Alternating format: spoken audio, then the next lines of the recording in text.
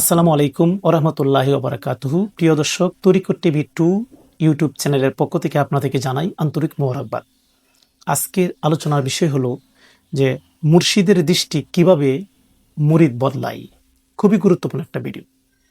আসলে মুর্শিদের দৃষ্টি বলতে তাসাউফের ভাষায় এটাকে বলা হয় নজর বা তাওয়াজ্জু। এটি একটা রুহানি প্রভাব যা মুরিদের অন্তরকে বদলে দেয়। এখন কিভাবে মুর্শিদের দৃষ্টি বা মুর্শিদের তাওয়াজ্জু মুরিদকে বদলাই? এক নাম্বার, হৃদয়ে নূর প্রবেশ করে দিয়ে। মুর্শিদের অন্তর থেকে মুরিদের অন্তরে এক প্রকার নূর আসে। আর এতে মুরিদের গুনাহের প্রতি আগ্রহ কমে যায় এবং ইবাদতের প্রতি ঝুঁকে পড়ে। 2 নাম্বার, গাফলত ভাঙ্গে মানে মুর্শিদের নেক দৃষ্টিতে অনেক সময় মুরিদের ভিতরের ঘুম জাগ্রত হয়।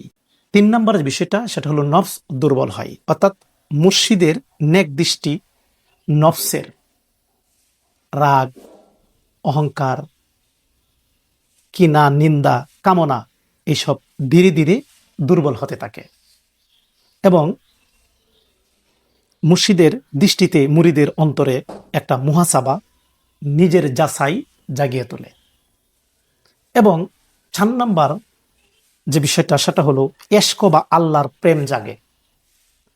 এখন সত্যিকারের মুর্শিদের যখন সংস্পর্শে থাকবেন, একজন সত্যিকারের মুর্শিদের সংস্পর্শে যখন থাকবেন, তখন আল্লাহর প্রেম মুরিদের হৃদয়ে জাগবে এবং দুনিয়ার প্রতি আসক্তি কমে যায় এবং আখিরাতের প্রতি আগ্রহ বেড়ে যায় মুর্শিদের সহবতে থাকলে। এরপরে 5 নাম্বার যেটা, আমলে শক্তি বেড়ে যায়। যখন মুর্শিদের রুহানি নেক দৃষ্টি আপনার মধ্যে পড়বে, তখনই আমলের প্রতি প্রেম বেড়ে যাবে, আমলের প্রতি আগ্রহ বেড়ে যায় এবং ইবাদতের প্রতি এত আগ্রহ সৃষ্টি হয় যেমন ইবাদতটা মধুর মতো হয়ে ওঠে।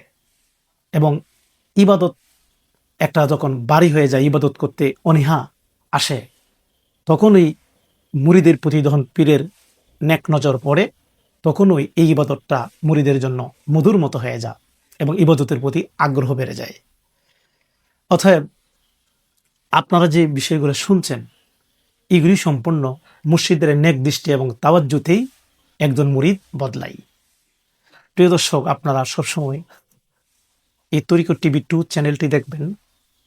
এটা তরিকত টিভির পরিবর্তিতে তরিকত টিভি 2 করা হয়েছে। আগের চ্যানেলটি সমস্যা, এটা অ্যাক্সেস হারিয়ে ফেলেছি, এখন তরিকত টিভি 2 করেছি। এটা আপনারা সাবস্ক্রাইব করে আমাদের পাশে থাকবেন। আর নিয়মিত আপনারা ভিডিও পাবেন, আত্মশুদ্ধির ভিডিও, অত্যন্ত গুরুত্বপূর্ণ ভিডিও কোরআন হাদিসের আলোকে আমি বানিয়ে থাকি।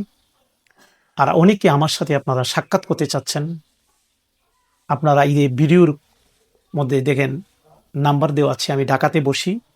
ঢাকায় যারা আছেন আমার সাথে সাক্ষাৎ করতে চান, এই নাম্বারে যোগাযোগ করে কনফার্ম হয়ে নেবেন আমি কোন দিন যাই, আপনারা আমার সাথে সাক্ষাৎ করবেন। আশা রাখছি। এই কথা বলে আপনার কাছে বিদায় করছি। আলহামদুলিল্লাহ রাব্বিল আলামিন। আসসালামু আলাইকুম।